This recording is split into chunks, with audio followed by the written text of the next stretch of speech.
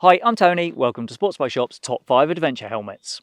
It's been a much more difficult task to pick the top 5 adventure helmets this year than it was last year. Some helmets have gone, there's no adventure lid in Shoei's 2025 range, and some very good new helmets have arrived. After a lot of consideration, I've stuck with my personal definition of an adventure lid.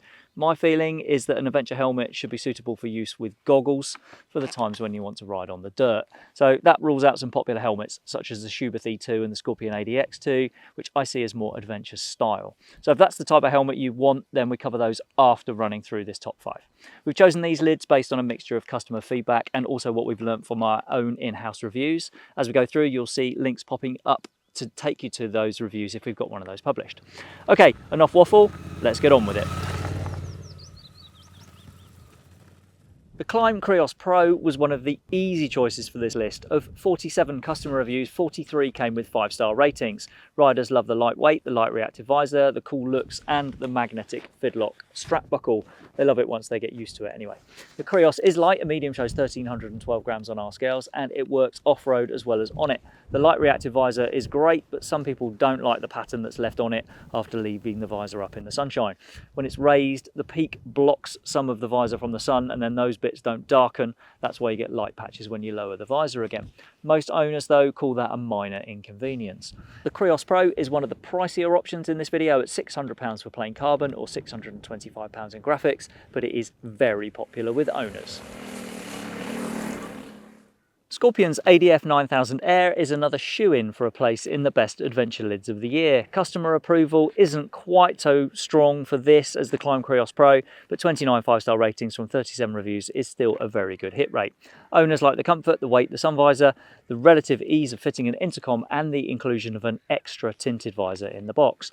Criticisms mainly surround the awkward visor change. I'll agree there, it requires more brutality than I'd like, and also a pin lock that can be tricky to install. But I was taken with this lid when I reviewed one. It works well with visor or goggles, and it feels lighter than the 1675 grams that show on our scales for a medium. If this fits you, I think it's a great option for the money. The ADF-9000 Air comes in at a £299.99 list price in plain colours and £329.99 in graphics. There's also a carbon shelled version for 2025, which is £399.99. If we go purely on owner feedback, then the Arai Tour-X5 doesn't score well enough for a place in this video. 3 particularly stinging customer reviews drag the approval rating down to an average of 4.4 from 22 reviews. All 3 are from riders who upgraded from the previous Tour-X4 and clearly thought it turned out to be anything but an upgrade. Those 3 all have different criticisms, but they're not alone in disliking the quality of the interior, a rattly top vent switch and difficulty fitting the pin lock. My own experience of the Tour-X5 is more positive, which is why it is in the top 5. I think it's more road biased than the old Tour-X4, but it still works well on the dirt as well. At 1705 grams for a medium, it's the heaviest helmet here by a tiny margin, but it carries its weight well. The Tour-X5 has a list price of £599.99 in plain colours as we record this, and £699.99 in graphics. The Airoh Commander 2 is new to us at Sports Bike Shop, so it's a little bit light on customer feedback right now, but the little bit we have is very positive, giving an average approval rating of 4.8 from 5 reviews as we record this. Having worn one myself for a few hundred miles, I agree with the positive sentiments. This helmet works well on the road, the sun visor gives road practicality, and the peripheral vision is excellent, as is the ventilation. It's also well suited to dirt riding with goggles, and I'd say the blend of dirt and road ability is possibly the best I've tried. Visor swapping is fiddly and needs an Allen key, but you can't have everything. As we record this, the Airoh Commander 2 has a list price of £349.99 in plain colours and £374.99 in graphics. If you've got a carbon fetish, then the very pretty Commander 2 Carbon is £449.99.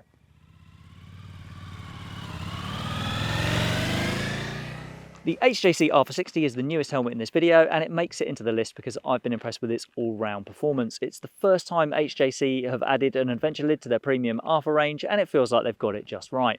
It's tipped a bit more towards the road than dirt, but these helmets are always going to see more road action, so that's no bad thing. And when I did some green laning, the R460 still worked well with goggles. The weight is getting up there a bit at 1701 grams for a size medium, but it's hardly cause to run off to Slimming World. The preparation for HJC's range of intercoms is good news for people who want one integrated and bad news for people who want complete freedom of choice. The R460 has a list price as we record this of £429.99 in plain colours and £469.99 in graphics. There are some lids that are not in this list, and you might want to know why they're not here. As I said at the beginning, I think a helmet should be able to accommodate goggles to be considered a true adventure helmet. If you disagree with me on that and you want a peak but you're not bothered about goggles, then there are some good options around. The Schuberth E2 is a lightly tweaked and peaked version of their C5 flip front. It's pretty popular with owners and the list price starts at $569.99. Scorpion's ADX2 is a budget option that scores pretty well with owners too. It's a plastic shell flip front with a starting list price of $189.99. HJC's new for 2025 I-80 is similar. It's a flip front peaked helmet that's listed at $199.99 in basic colours, and a third option in this flip venture style is the Cowberg Tour Max X, but the price on that's escalated to £240 in recent years and customer feedback has dipped off. A more unconventional alternative here is the Nolan N70-2. It's not a flip and you can wear goggles with it. It's a Swiss Army knife of a lid that can be open or full face, can be peaked or peakless, you can have a visor or not, and it's got a starting list price of $279.99. There are also some pure adventure helmets that just miss out. The Liat ADV 8.5 is new for 2025 and the starting list price on that one is £479. I've worn it and I like it, but I felt the Airoh and the HJC were just a little bit better on the road. There are a couple of budget helmets here that are a bit too dirt focused to trouble the top 5. LS2's Pioneer 2 has a pretty good customer approval rating, but from not that many reviews. Still, with the $119.99 starting list price, it's a value option. And Bell's MX-9 Adventure, that's been around for an age and the price starts at $199.99. Customer feedback on that one though isn't as strong as it used to be. Okay, so that's us done. Sports Bike Shop's top 5 adventure helmets and also some of the other contenders that might still be best suited for you. I hope this gets you started on deciding what's the right adventure helmet for you. But as ever, if you have anything you'd like to ask or your own experience to share, then please pop a comment below. Thanks for watching.